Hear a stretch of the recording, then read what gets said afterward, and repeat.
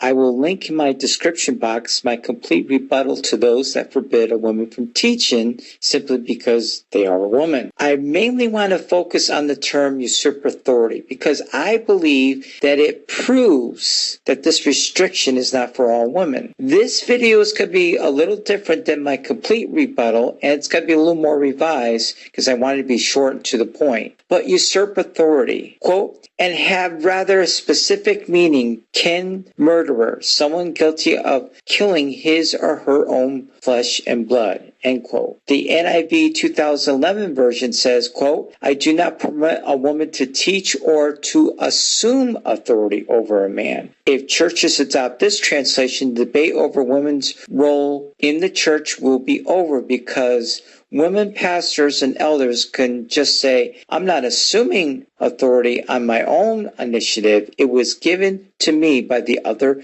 pastors and elders, end quote. So with that in mind, look at the Strong's definition, a worker to act of oneself or to dominate. But here, this particular quote is phenomenal. Check out this definition. It literally means, when it says usurp authority, murderer, absolute master, a self-appointed killer with one own hand when acting by his own authority or power. I don't care if you're a man or woman, anyone that does that should not be in any kind of church authority. But the question is whether this was referring to all women or to a particular woman. I mean, if you believe that's how all women are, then that's something I can't help you with. The Apostle Paul is clarifying what type of ministry that he's not allowing by using the term usurp authority. It's that of one that's domineering, like I said, a self-appointed killer with one's own hand, one acting by his own power or authority or power. You know, that makes sense. He's not prohibiting all women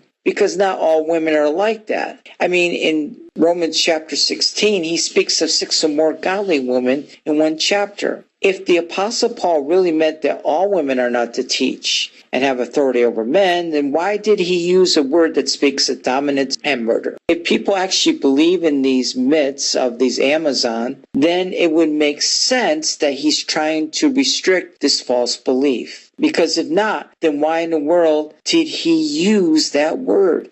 If the Apostle Paul meant this to be a blanket restriction, he could have. However, he goes out of his way and uses a word with extreme bent on its definition.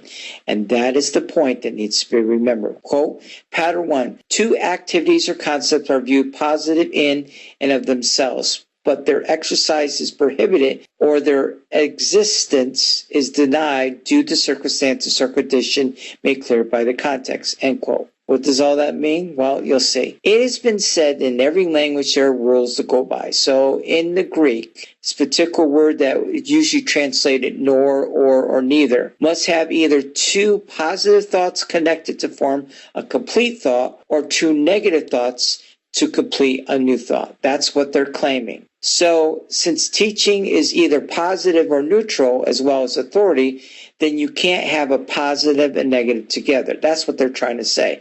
However, Matthew 6:15, check this out. But if ye forgive not men their trespasses, that's one thought, neither, there's the connection, will your Father forgive you. That's what they're talking about. Here's another one.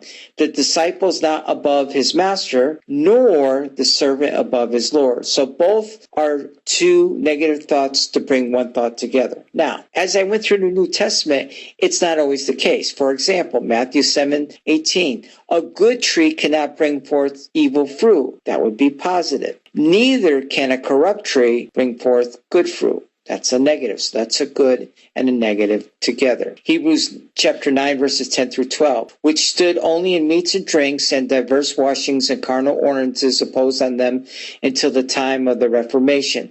But Christ being come as a high priest of good things to come by a greater and more perfect tabernacle, not made with hands, that is to say, not of this building. Verse 12, neither by the blood of goats and calves, but by his own blood he entered in once into the holy place, having obtained eternal redemption for us. So Christ is the positive, but the blood of animals is the negative. For only by the blood of Jesus are we cleansed. So in the problem text, it is clearly a positive, which means to teach, and the negative, usurp authority. Thus, 1 Timothy chapter 2, verse 12 could be translated like this: I suffer not a woman to teach in a way that would forcibly seize authority that has not been given to her by the man who is over her. That's the best way to look at it. So in conclusion, 1 Timothy chapter 2, verse 12 is not a blanket restriction on women, but it is a certain type of ungodly ministry that the Apostle Paul is restricting. Just like in chapter 1, he restricted some men that were doing some things ungodly. So 1